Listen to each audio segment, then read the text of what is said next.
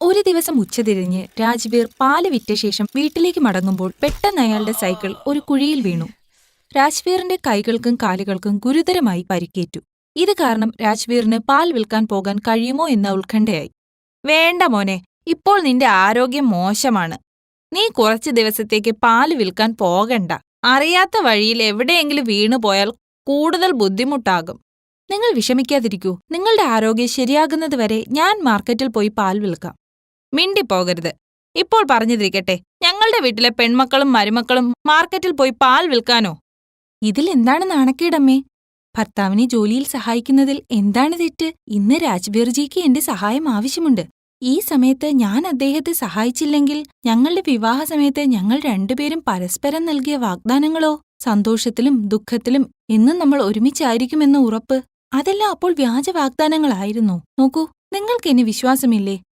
അമ്മേ, സുമൻ പറയുന്നത് ശരിയാണ്. ഈ ഒരു സാഹചര്യത്തിൽ സുമന്റെ സഹായം എനിക്ക് വളരെ ആവശ്യമാണ്. സുമൻ, എനിക്ക് സുഖം പ്രാപിക്കുന്നതുവരെ നിനക്ക് രാവിലെ കമ്പോളത്ത് പാൽ വിൽക്കാൻ പോകാം. എനിക്കതിൽ യാതൊരു എതിർപ്പുമില്ല. എനിക്ക് നിന്നെ പൂർണ്ണ വിശ്വാസമാണ്. രാജ്വീർ സുമനോടൊപ്പം നിന്ന് സുമൻ സ്വയം ധൈര്യം സംഭരിച്ചു. സൈക്കിൾ ചവിട്ടി അവൾ അതിരാവിലെ തന്നെ പാൽ ഡയറിയിലെത്തി. സുമൻ സൈക്കിളിൽ വരുന്നത് കണ്ടപ്പോൾ പാൽ ഡയറിയുടെ ഉടമ ഞെട്ടിപ്പോയി. നമസ്കാരം സുബേഷ് ഭയ്യ. രാജ്വീർജിയുടെ ആരോഗ്യം മോശമാണ്. അദ്ദേഹത്തിന് സുഖമില്ല. ഇനി മുതൽ ഞാനായിരിക്കും അതിരാവിലെ മാർക്കറ്റിലേക്ക് പാല് വിൽക്കാൻ എത്തുന്നത്. എങ്കിൽ പറയൂ, ഏതൊക്കെ വീടുകളിലാണ് ഞാൻ പാൽ വിൽക്കേണ്ടത്? അത് നിങ്ങൾ പാൽ വിൽക്കുമോ? ഞാൻ ഉദ്ദേശിച്ചത്, നിങ്ങൾ ഒരു സ്ത്രീയല്ലേ? തെരുവിൽ നിങ്ങൾ പാൽ വിൽക്കാൻ പോയാൽ. പക്ഷേ എനിക്കതിലൊരു പ്രശ്നമില്ല. പക്ഷേ പാൽ മുഴുവനും വിറ്റ് തീർക്കണം. മുഴുവൻ വിൽക്കാതെ തിരികെ കൊണ്ടുവരികയാണെങ്കിൽ ഞാൻ നിങ്ങൾക്ക് മുഴുവൻ തുകയൊന്നും തരില്ല. നിങ്ങൾ വിഷമിക്കേണ്ട സുഭാഷ് ഭയ്യ. ഞാൻ വളരെ നന്നായി അധ്വാനിക്കാം. പാൽ വിൽക്കുന്ന ജോലി നിങ്ങൾ മറ്റാർക്കും കൊടുക്കാതിരുന്നാൽ മതി. ഞാൻ എല്ലാ ദിവസവും രാവിലെ നേരത്തെ തന്നെ എത്താം. ആദ്യമായി തെരുവിൽ ഒരു വീട്ടിലെ മരുമകൾ സൈക്കിളിൽ നടന്ന് പാൽ കൊടുക്കുന്നത് കണ്ട് അയൽപക്കത്തുള്ള എല്ലാവരും അത്ഭുതപ്പെട്ടു. ചേച്ചി, നിങ്ങൾക്ക് അരനാഴിയല്ലേ? ഇതാ. നീ രാജ്വീറിന്റെ ഭാര്യയല്ലേ? നീ സൈക്കിളിൽ പാൽ വിൽക്കാൻ തുടങ്ങിയോ? ഇങ്ങനെ നടന്ന് പാൽ വിൽക്കാൻ നിനക്ക് നാണമില്ലേ? ചേച്ചി, ജോലി ചെയ്യുന്നതിൽ എന്താണിത്ര നാണക്കേട്? എന്റെ ഭർത്താവിന് സുഖമില്ലാതിരിക്കുകയാണെന്ന് നിങ്ങൾക്കറിയില്ലേ? കുറച്ചു ദിവസം മുൻപ് അദ്ദേഹത്തിനൊരു വലിയ അപകടം പറ്റി.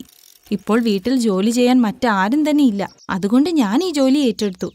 ചേച്ചി, ഇതാ നിങ്ങളുടെ പാല്. എനിക്ക് പണം തരൂ. അങ്ങനെ സുമൻ ഗ്രാമത്തിലെ എല്ലാ വീട്ടിലും പാലെത്തിക്കാൻ തുടങ്ങി. ഇപ്പോൾ സുമനെക്കുറിച്ചുള്ള ചർച്ച നാട്ടിൽ മുഴുവൻ പാട്ടായി. സരളാദേവിയുടെ മരുമകൾ തെരുവിൽ അതിരാവിലെ പാൽ വിൽക്കുന്നു എന്ന്. ഒരു ദിവസം സുഭാഷ് സുമയോട് പറഞ്ഞു, സുമൻ, പാൽ വിൽപ്പനയ്ക്ക് ശേഷം എനിക്ക് തോന്നുന്നു നിങ്ങളുടെ പക്കൽ ധാരാളം സമയം ബാക്കിയുണ്ടെന്ന്. എനിക്കാണെങ്കിൽ ഇപ്പോൾ ഇവിടെ നെയ്യുണ്ടാക്കാൻ അറിയുന്ന ആരും തന്നെയില്ല. നിങ്ങൾക്ക് വേണമെങ്കിൽ ബാക്കി സമയത്ത് എന്റെ കടയിൽ നെയ്യുണ്ടാക്കുന്ന ജോലി ചെയ്ത് അധികം പണം സമ്പാദിക്കാം. നിങ്ങളുടെ ജോലി കഴിഞ്ഞിട്ടുള്ള ബാക്കി സമയം നിങ്ങൾക്ക് ഉപയോഗിക്കാമെന്ന് മാത്രം. ഞാൻ നിങ്ങളുടെ നല്ലതിനു വേണ്ടിയാ പറയുന്നത്. നിങ്ങൾ എനിക്ക് എന്റെ സഹോദരിയെ പോലെയാണ്. കൂടാതെ നിങ്ങൾ വളരെ കഠിനാധ്വാനിയുമാണ്. സുഭാഷ് ഭയ്യ, എനിക്കെന്തായാലും എക്സ്ട്രാ ജോലിയുടെ ആവശ്യമുണ്ട്. ഞാൻ ഉടൻ തന്നെ നെയ്യുണ്ടാക്കാൻ തുടങ്ങാം. എന്നാൽ ഇപ്പോൾ തന്നെ തുടങ്ങിക്കോളൂ. ഇന്നത്തെ പൈസയും കൊണ്ടുപോയിക്കോളൂ. ഇപ്പോൾ അയാൾ തന്നെ സുമന് കൂടുതൽ ജോലി കൊടുക്കാൻ തുടങ്ങി. ആ ദിവസം സുമൻ സുഭാഷിന്റെ കടയിൽ നെയ്യുണ്ടാക്കിക്കൊണ്ടിരിക്കുമ്പോൾ സുമന്റെ അയൽപക്കത്ത് താമസിച്ചിരുന്ന ലളിത അവളെ കാണാനിടയാകുന്നു. സുമനും സുഭാഷും സഹോദരീ സഹോദരന്മാരെപ്പോലെ ചിരിച്ച് സംസാരിക്കുകയായിരുന്നു. അവർ ഇതെല്ലാം സുമന്റെ അമ്മായിയമ്മയുടെ ചെവിയിലെത്തിച്ചു. നോക്കൂ സർല ചേച്ചി, എന്നെ തെറ്റിദ്ധരിക്കരുത്. നിങ്ങൾ നിങ്ങളുടെ മരുമകൾക്ക് പാൽ വിൽക്കാൻ അനുവാദം നൽകി. പക്ഷേ നിങ്ങൾക്കറിയാമോ, നിങ്ങളുടെ മരുമകൾ പാല് വിറ്റ് കഴിഞ്ഞും സുഭാഷിന്റെ കൂടെ. ശിവ ശിവ, ഞാൻ എന്താണ് പറയേണ്ടത്? പറയുമ്പോൾ തന്നെ എനിക്ക് ലജ്ജ തോന്നുന്നു. ചുറ്റുവട്ടത്തുള്ള എല്ലാവർക്കും തന്നെ അറിയാം നിങ്ങളുടെ മരുമകൾക്ക് സുഭാഷുമായി ബന്ധമുണ്ടെന്ന്. ലളിത, നീ എന്ത് തോന്നിയവാസമാണീ പറയുന്നത്? എന്റെ മരുമകൾക്ക് അങ്ങനെ ചെയ്യാൻ കഴിയില്ല. അവൾ എന്റെ രാജ്വീറിനെ വളരെയധികം സ്നേഹിക്കുന്നുണ്ട്. സുമൻ രാജ്വീറിനോട് പറഞ്ഞിരുന്നു, ഞങ്ങളുടെ കുടുംബത്തിന് അപമാനം വരുത്തിവെക്കുന്ന ഒന്നും തന്നെ അവൾ ചെയ്യില്ല എന്ന്. എനിക്കറിയില്ല നീ എന്തൊക്കെയാണ് ഈ മനസ്സിൽ തോന്നും പോലെ പറയുന്നതെന്ന്. നിങ്ങൾക്കെന്നെ വിശ്വാസമില്ല എങ്കിൽ നാളെ രാവിലെ വന്ന് നിങ്ങൾ സ്വന്തം കണ്ണുകൊണ്ട് കണ്ടോളൂ. പാല് വിറ്റ് കഴിഞ്ഞ് ബാക്കി സമയം എന്തിനാണ് സുഭാഷിന്റെ കടയിൽ സമയം ചെലവഴിക്കുന്നതെന്ന് എല്ലാം നിങ്ങളുടെ കൺമുന്നിൽ കാണാം. ലളിത സുമന്റെ അമ്മായിയമ്മയുടെ മനസ്സിൽ തീ കോരിയിട്ടു. അടുത്ത ദിവസം സുമൻ പാൽ വിൽക്കാൻ പോകുമ്പോൾ സരള അവളെ നിരീക്ഷിക്കാൻ വേണ്ടി അവളുടെ പിന്നാലെ പോയി. സരള അവൾ പാൽ വിൽക്കുന്നത് നോക്കി നിന്നു. കുറച്ചു കഴിഞ്ഞപ്പോൾ സുമൻ ഒരു പഴയ തകർന്ന വീടിനു മുന്നിലെത്തി. സരള ഇതെല്ലാം രഹസ്യമായി വീക്ഷിക്കുന്നുണ്ടായിരുന്നു. രാജു, മോനെ, വേഗം നിന്റെ പാൽ ഗ്ലാസ് എടുക്കൂ. വരൂ സുമൻ, നീ രാജുവിന് ദിവസം ഒരു ഗ്ലാസ് പാല് കൊടുക്കുന്നുണ്ട്. പക്ഷേ എനിക്കിതിനു പകരമായി നിനക്ക് പൈസ ഒന്നും തരാൻ കഴിയില്ല. നിനക്കും പാല് വിറ്റ് കിട്ടുന്ന പണം ആവശ്യമല്ലേ? നിനക്കൊന്നും തോന്നരുത് സുമൻ. രജനി ചേച്ചി, എനിക്കറിയാം നിങ്ങൾ വീടുകളിൽ ജോലി ചെയ്താണ് രാജുവിനെ പഠിപ്പിക്കുന്നതെന്ന്. അവന് നല്ലൊരു ജോലി കിട്ടുമ്പോൾ നിങ്ങളുടെ എല്ലാ ദുഃഖങ്ങളും മാറും. രാജുവിന്റെ സ്വപ്നം സാക്ഷാത്കരിച്ച് നല്ല വിദ്യാഭ്യാസം നേടിയ ശേഷം അവൻ വളരെ വലിയൊരാളാവട്ടെ. ഇതിനായി രാജു ദിവസവും ഒരു ഗ്ലാസ് പാല് കുടിക്കേണ്ടത് അത്യാവശ്യമാണ്. എന്താ രാജുമോനെ, കുട്ടികൾ പാൽ കുടിച്ചാൽ ബുദ്ധി വർദ്ധിക്കും. അങ്ങനെ കുട്ടികൾ പഠനത്തിൽ മികച്ചവരാവും. നിങ്ങൾ വളരെ നല്ലതാണ്. ഇപ്പോൾ ഞാൻ ദിവസവും പാൽ കുടിക്കുകയും പഠിക്കുകയും ചെയ്യുന്നുണ്ട്. സുമൻ, എല്ലാവർക്കും നിങ്ങളുടേതുപോലുള്ള ഹൃദയം ഉണ്ടാകണമെന്നില്ല. ജീവിതത്തിലെ എല്ലാ സന്തോഷങ്ങളും ദൈവം നിങ്ങൾക്ക് നൽകട്ടെ. നിങ്ങളുടെ ഭർത്താവ് രാജുവീറും വേഗ സുഖം പ്രാപിക്കട്ടെ. സരള കുറച്ചുനേരം എല്ലാം കണ്ടും കേട്ടുമിരുന്നു. പിന്നീട് സുമൻ പാൽ ഡയറിയിലെത്തി. നിങ്ങൾ എത്തിയോ? ക്ഷീണമുണ്ടെങ്കിൽ നാളെ നെയ്യ് തയ്യാറാക്കിയാ മതി. ഇല്ല സുഭാഷ് ഭയ്യ, എനിക്ക് ക്ഷീണമില്ല. ഞാൻ തയ്യാറാക്കിക്കൊള്ളാം. ഇന്ന് കുറച്ച് പണം വേണ്ടിവരും. രാജ്വീർജിക്ക് ഇന്ന് മരുന്ന് വാങ്ങേണ്ടതാണ്. വീട്ടിലെ റേഷനും കഴിയാറായി. കുറച്ചു ദിവസമായി അമ്മയ്ക്ക് ചായയുടെ കൂടെ ഡബിൾ റൊട്ടിയും ചീസും കഴിക്കാൻ ആഗ്രഹം ഉണ്ടായിരുന്നു. അതുകൊണ്ട് പോകും വഴി അതും വാങ്ങണം. ഞാൻ ഇവിടെ വന്നതിന് ശേഷം ആ പാവമാണ് വീട്ടുജോലികളെല്ലാം ചെയ്യുന്നത്. രാജ്വീർജിയെയും അവരാണ് നോക്കുന്നത്. സുമന്റെ ഈ വശം കണ്ട് സരളയുടെ കണ്ണിൽ കണ്ണുനീർ ഒഴുകി. സുമനെപ്പോലെ വിവേകമതിയും സംസ്കാര സമ്പന്നയുമായ ഒരു മരുമകളെപ്പറ്റി സരള എന്തൊക്കെയാണ് ചിന്തിച്ചത്? സമൂഹത്തിന്റെ തെറ്റായ വാക്കുകൾ കേട്ട സരള തന്റെ മരുമകളുടെ സ്വഭാവത്തെ വരെ ചോദ്യം ചെയ്തു. ഞാൻ എത്ര തെറ്റാണ് ചെയ്തത്? ഇത്രയും നല്ല മരുമകളെ സംശയിച്ചതിൽ എനിക്ക് നാണക്കേട് തോന്നുന്നു. ഇന്നു മുതൽ എന്റെ മരുമകളെപ്പറ്റി ഞാൻ തെറ്റായി ഒന്നും ചിന്തിക്കില്ല. ആ ദിവസത്തിനു ശേഷം എപ്പോഴെങ്കിലും ഏതെങ്കിലും അയൽക്കാർ സുമയെക്കുറിച്ച് സരളയോട് എന്തെങ്കിലും കുറ്റം പറഞ്ഞാൽ സരള അവർക്ക് ഉചിതമായ മറുപടി നൽകും. കുറച്ചു നാളുകൾക്ക് ശേഷം രാജ്വീറിന്റെ ആരോഗ്യം മെച്ചപ്പെട്ടു. പക്ഷേ സരള സുമയോടും അയാളോടൊപ്പം ജോലി ചെയ്തോളാൻ പറഞ്ഞു. തന്റെ അമ്മായിയമ്മയുടെ സ്വഭാവത്തിൽ വന്ന മാറ്റം കണ്ട് സുമയും വളരെയധികം സന്തോഷിച്ചു.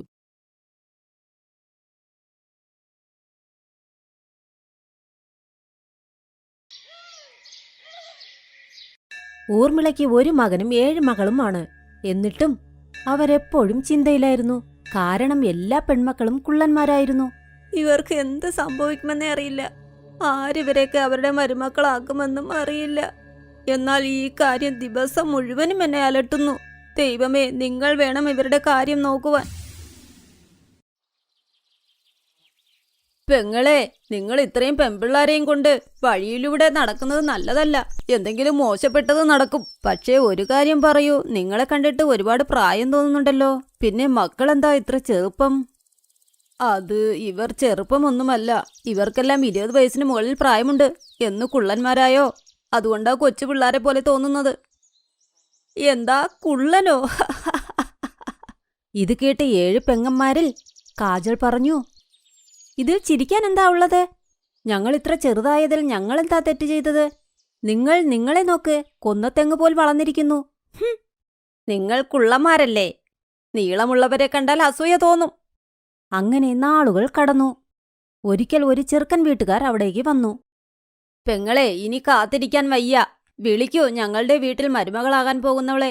അവളെ കൊള്ളാമോ എന്ന് നോക്കട്ടെ. ആഹാ, ഇപ്പോൾ വിളിക്കാം. എന്റെ 7 മക്കളും നല്ല കുട്ടികളാ. നന്നായി പഠിപ്പിച്ചിട്ടുമുണ്ട്. ജോലി കിട്ടാൻ ഒരു പാടുമുണ്ടാവില്ല.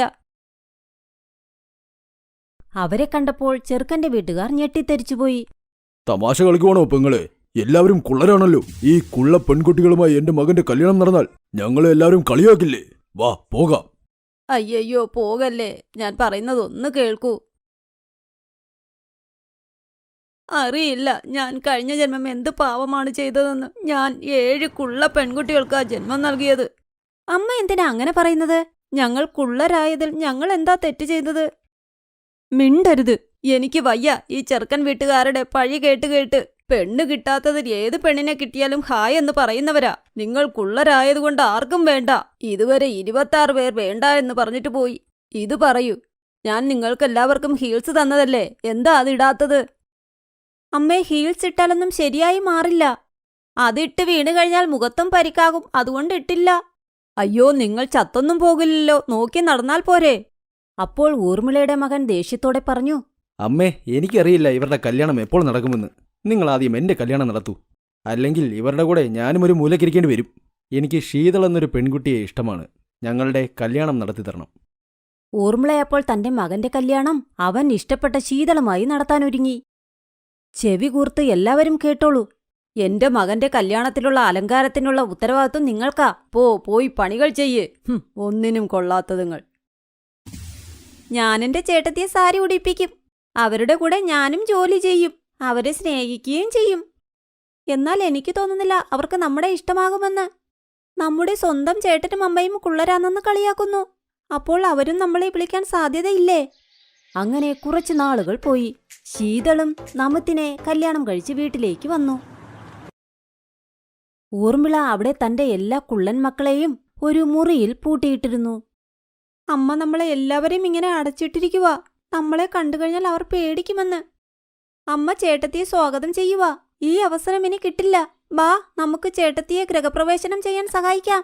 നമുക്കത് ചെയ്തേ പറ്റൂ. 7 പേരും മുറിയിൽ നിന്ന് പുറത്തേക്ക് വന്നു. ചേച്ചി, ഞങ്ങൾ നിങ്ങളുടെ പെങ്ങൾമാരാ. നിങ്ങൾ ഞങ്ങളുടെ ചേട്ടത്തിയും. അതുകൊണ്ടാ നിങ്ങളെ വരവേൽക്കാൻ ഞങ്ങൾ പുറത്തേക്ക് വന്നത്. നിങ്ങൾ എന്തായാലും വന്നല്ലോ. തന്റെ 7 പെങ്ങൾമാരെയും കണ്ട് ശീതൾ സന്തോഷിച്ചു. എന്നാൽ നമിത്തിന്റെയും ഊർമിളയുടെയും മുഖം ചുവന്നു. ഇവരോട് മുറിയിൽ നിന്ന് വെളിയിൽ വരാൻ ആരാ പറഞ്ഞത്? അടുത്ത ദിവസം കോമൾ എല്ലാവർക്കും വേണ്ടി ചായ ഉണ്ടാക്കുകയായിരുന്നു. എന്നാൽ പെട്ടെന്ന് അവളുടെ കയ്യിൽ നിന്നും ജാർ വീണ് അത് പൊട്ടിപ്പോയി. എപ്പോഴും നീ ഇങ്ങനെയാ ചെയ്യുന്നത്. ഞാൻ എത്ര മേളിൽ കൊണ്ടുവച്ചാലും നീ അത് പുറത്തെടുക്കും.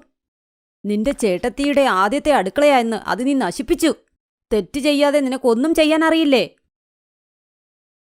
അയ്യോ അമ്മേ, എന്താ ഇതൊക്കെ? എന്തിനാ ഇങ്ങനെയൊക്കെ പറയുന്നത്? നിങ്ങളുടെ മക്കളെ സന്തോഷമായല്ലേ വെക്കേണ്ടത്? അയ്യോ, ഇവരെ കൊണ്ട് തോറ്റുമോളെ. നിനക്കറിയാമോ എന്നു മുതൽ ഇവർ ഈ വീട്ടിൽ വന്നോ? ഇവര് കാരണം ഈ വീടിന്റെ പേര് കുള്ളന്മാരുടെ വീടെന്നാ അറിയപ്പെടുന്നത്. നിങ്ങൾ അകത്തുള്ളവർ തന്നെ ഇങ്ങനെ അവരെക്കുറിച്ച് പറഞ്ഞു തുടങ്ങിയാൽ വെളിയിലുള്ളവർ വേറെ പറയില്ലല്ലോ. എല്ലാം പോട്ടെ, ഞാൻ ഈ വീട്ടിൽ വന്നല്ലോ. ഇവർ ജോലി ചെയ്യേണ്ട ഒരാവശ്യവുമില്ല. ആ വീട്ടിൽ എന്തോ പ്രശ്നമുണ്ടെന്ന് അവൾക്ക് മനസ്സിലായി. അവൾ കൂടുതലൊന്നും മിണ്ടിയില്ല. സത്യം പറ ചേച്ചി, നിങ്ങൾ കല്യാണത്തിന് എതിർപ്പൊന്നും പറഞ്ഞില്ലേ? കുറെ ആൾക്കാർ വന്നു ഞങ്ങളെ കളിയാക്കിയിട്ട് പോയി. അതൊക്കെ പോട്ടെ, ഇനി ഇത് പറ, എന്ന് ഞങ്ങളെ അമ്മായിമാരാക്കും? നിങ്ങളുടെ ആവശ്യം നടക്കുമെന്നാ തോന്നുന്നത്. നിങ്ങൾ പെട്ടെന്ന് തന്നെ അമ്മായിമാരാകും. ചേച്ചി, സത്യമായിട്ടും നിങ്ങൾ ഞങ്ങളുടെ മുത്താണ്. ചേച്ചി പോയി വിശ്രമിക്കൂ. എല്ലാ ജോലികളും ഞങ്ങൾ ചെയ്യാം. സുപ്രിയ അവളുടെ ചേട്ടത്തിയെ പോയി കെട്ടിപ്പിടിച്ചു. അപ്പോഴേക്കും നമിത്ത് അവിടേക്ക് വന്നു. അവൻ എല്ലാ കാര്യങ്ങളും കേട്ടു. പിന്നിലേക്ക് പോയേ. നിങ്ങളുടെ ശാപം എന്റെ കുഞ്ഞിന്റെ ദേഹത്തും പെടും. നിങ്ങളെപ്പോലെ കുഞ്ഞും കുള്ളനായി കഴിഞ്ഞാൽ എന്തു ചെയ്യും? ഞങ്ങളിനി ചേട്ടത്തിയുടെ അടുത്ത് പോലും പോകില്ല. അന്നു മുതൽ അവർ അടുത്തേക്ക് പോയില്ല.